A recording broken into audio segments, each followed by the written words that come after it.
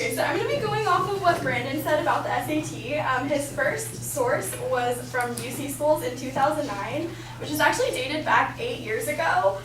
In 2015, 150 schools have actually dropped their SAT requirement completely. So they're making it optional. So 8 years ago, it may not have increased diversity, but it definitely has now. Even though there is a new SAT, which Gilbert had talked about, the test optional policy has strengthened diversities across several universities, according to Corey Turner, who writes for NPR. Also, he talked about how the SAT will not help admission because there's going to be less apps. But according to Jonathan Lash, the guy who Victoria and I talked about, he's the president of the New Hampshire University.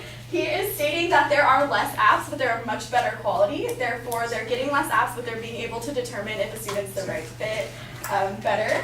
And he also discussed the financial aid and scholarships that the College Board provides. However, we already have FAFSA, which will provide scholarships for people. The College Board does offer some, but FAFSA offers a significant amount more. Brandon also credited Glassdoor for the amount of jobs that the SAT does apply. I don't really think that's a credible source. I've used Glassdoor myself looking for my own job, and it was all inaccurate. So I would assume that it would be inaccurate for that. Gilbert also discussed that the SAT builds skills over time. However, my evidence has concluded that the SAT is something that people will teach the test, or they'll go and take it and forget everything about it. I don't remember anything from the SAT, let's be honest.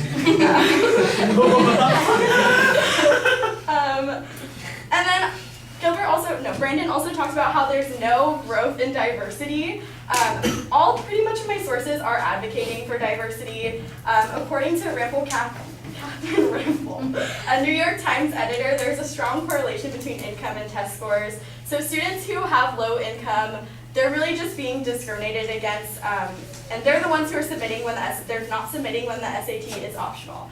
So if the people who are being discriminated against are not submitting, it's clear that not having the SAT as a requirement is good for them. Also, according to Rob Weil, the average score on the reading part of the SAT was 429 for Black students last year, 99 points below the average for white students. So it's clear that the SAT does demonstrate some sort of discrimination between women, people of color, and all that stuff. Also, when the Marinus College in New York dropped the SAT requirement, the amount of minority students raised from 14% to 18%. So minorities are becoming a more predominant part of the school because they're not having to submit the test scores. Also, according to Jonathan Lash, the president of that one university, the percentage of students who are first generation from their family has risen from 12% to 18% in this year's class. The school who did eliminate the SAT has seen a tremendous growth from 21% to 31% students of color. So the SAT being optional or completely eliminated has caused a definite growth in diversity.